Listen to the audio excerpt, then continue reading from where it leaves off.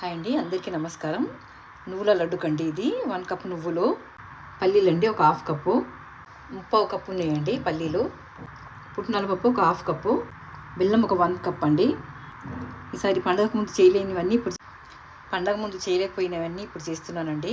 నువ్వుల లడ్డుకి అన్నీ ఒకటేసారి వేసేసి పల్లీలు, నువ్వులు, పుట్నాల పప్పు వేసి లడ్డు కడుతున్నానండి. ముందుగా స్టవ్ ఆన్ చేసి ఒక ప్యాన్ పెట్టుకొని స్టవ్ వెలిగించానండి. హై ఫ్లేమ్లో పెట్టుకొని ముందుగా నువ్వులు వేయించుకోవాలండి.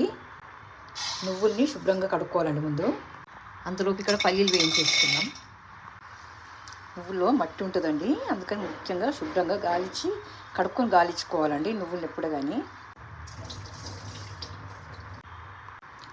నువ్వులు బాగా శుభ్రంగా ఒక 3-4 సార్లు కడిగి వడకట్టానండి జాలీలో వేసేసి. ఇక్కడ పల్లీలు వేగుతున్నాయండి. అంతలోపు మనం తీసుకున్న ఇంగ్రీడియంట్స్ అన్నీ ఒకదాని తర్వాత ఒకటి వేయించుకొని క్రిస్పీగా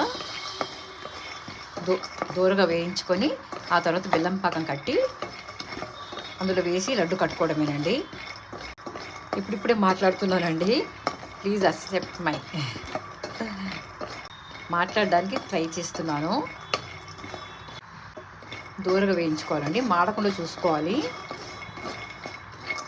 నేను సిమ్ మీద పెట్టానండి. ఇప్పుడు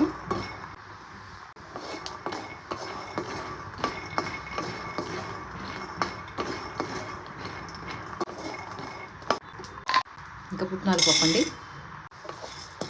పుట్నాల పప్పు కరకరలాడే వరకు వేయించుకోవాలండి. ఇంకా కొద్దిగా వేగాలండి. నోట్లో వేసుకొని తిని చూడాలండి ఇది కరకరలాడుతుందా లేదా అని. అప్పటి వరకు వేయించుకుంటూనే ఉండాలి, మాడిపోకుండా చూసుకోవాలండి. వేగిపోయిందండి పప్పు. ఇంకా నువ్వులండి. ఇప్పుడు స్టవ్ పెద్దగా చేసి హై ఫ్లేమ్ మీద చిటపట్లాడే వరకు బ్రౌన్ రంగు వచ్చే వరకు వేయించుకోవాలండి నువ్వులని.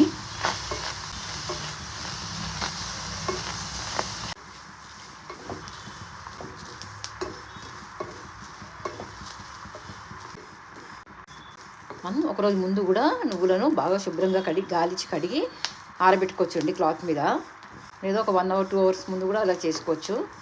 శుభ్రంగా కడిగి గాలించకపోతే మధ్య మధ్యలో ఇసుక వస్తుందండి. అప్పుడు మనం చేసుకున్న లడ్డు అంతా ఖరాబ్ అవుతుంది, వేస్ట్ అయిపోతుంది. ఇప్పుడు స్టవ్ చిన్న చేసుకోవడం. నువ్వులు చిటపట్లాడుతుంది, కొద్దిగా బ్రౌన్ రంగు రాగానే తీసేసుకోవడమే. ఇప్పుడు పర్ఫెక్ట్గా వేగాయండి. బెల్లం పాకం కండి.